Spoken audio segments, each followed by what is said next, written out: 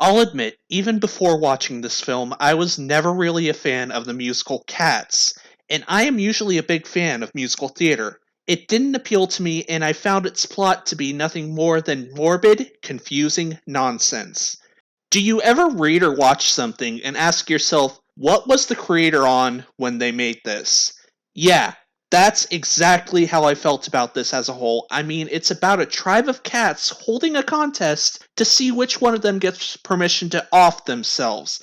So, as you can probably guess, when they released the trailer for the film adaptation, I completely wrote it off. I wasn't a fan of the source material by any means, but after seeing that, yeah, I ain't touching any of it with a 50-foot pole.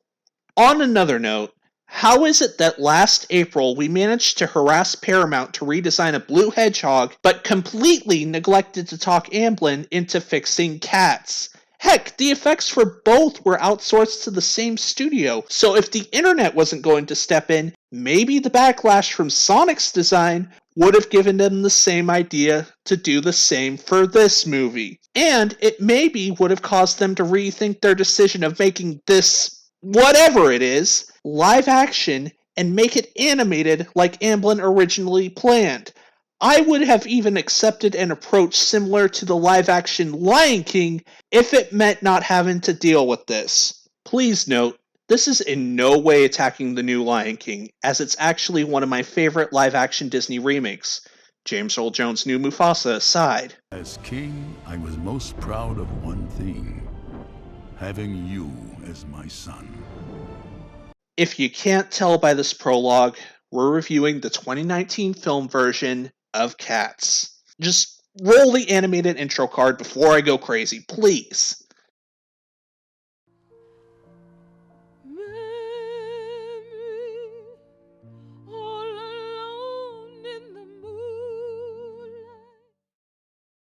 Before we dive into the negatives, I suppose I should make note of what I believe is the only positive in this film: the music.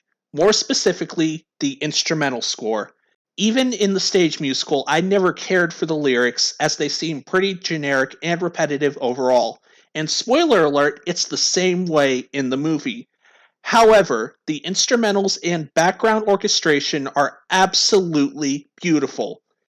I will give the film some credit, though.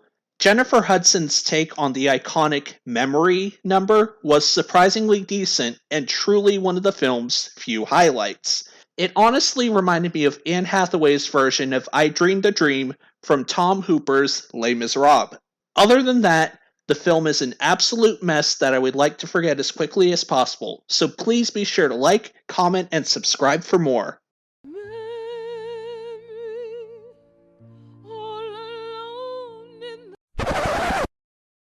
Okay.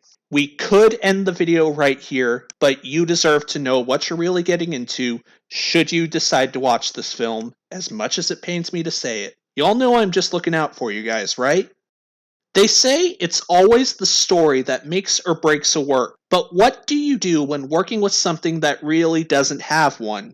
According to director Tom Hooper and Amblin, you force one in, even if the plot is absolutely forgettable, disjointed, and bland, along with having bad dialogue such as this. A cat is not a dog. Well, thanks, Judi Dench, for killing my dog's dream. Now guess who has to break the bad news to him? Saint, I hate to tell you this, but according to the Cats movie, you're not a cat.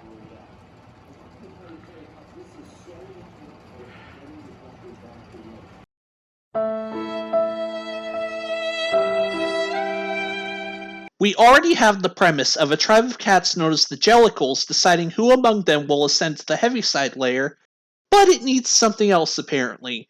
According to the creators, that missing piece is a central protagonist, something the stage musical really didn't have, nor did it really need one, to be honest. Guiding us through the quote-unquote story is a kitten by the name of Victoria, who was recently thrown out and abandoned by her owners at the start of the film. She serves as the linchpin that holds the minced-up tale together, which is a stark contrast from the stage musical, where she was a background character with an extremely minor and insignificant role. Gloria is the typical Mary Sue character, having very little flaws, and everybody loves her from the start.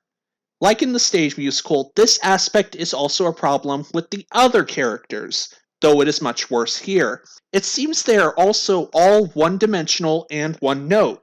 We also see very little growth from any of them. Actually, we see no growth or development from any characters at all. And dare I say it, these characters are forgettable and blander than uncooked rice. Did I mention their character designs are also creepy beyond belief?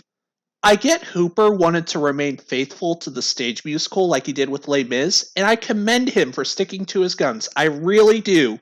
But I don't think he gets that some things that may have worked on stage won't work as well on film. The only reason the cats look humanoid in the stage musical is so we can, at least attempt to, relate to them on a personal level, plus making them look more cat-like is difficult in live theater. With the advent of film, he could have bypassed this limitation and made the cats look more feline, and not these things. I think making a direct translation of the stage musical did much more harm than good. It creates a very unsettling feeling and dives deep into the uncanny valley by making every character look more humanoid, yet they keep their animal-like mannerisms, which creates some unsettling moments. Even characters such as the mice and the cockroaches from Rebel Wilson's scene look more humanoid when they really don't need to be.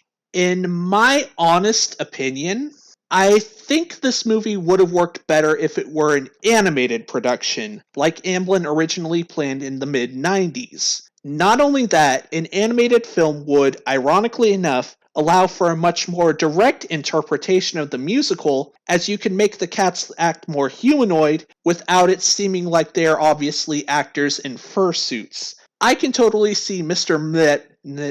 Mixospitalik, yeah, let's go with that and have him voiced by Gilbert Gottfried, looking more like the Baron from Ghibli's The Cat Returns. I ask again, when the internet was harassing Paramount about Sonic the Hedgehog's design last April, why weren't they harassing Amblin about cats as well? As a result of horrendously poor execution and a failure to improve on the shortcomings of the source material, I think it's pretty obvious that Cats is not a good film at all. Yes, the music is decent, but music alone does not make a good film. You have to consider the execution, the characters, the story, and you have to flesh out those characters and find a way to tie their individual arcs together. I am not a cat person, nor was I ever a fan of the stage musical, and because of this film, I am certainly not one now. A cat is not a dog. Plus, they killed my dog's dreams. How dare you, Tom Hooper? He's probably going to need therapy because of this. But all in all, I would suggest avoiding this film unless you are as morbidly curious as, well, a cat. What did you think of Cats, and how would you adapt the stage musical into a film if you were given the opportunity? Feel free to let me know in the comments below, and please be sure to like and subscribe for more. I look forward to your feedback, and I'll see you next time.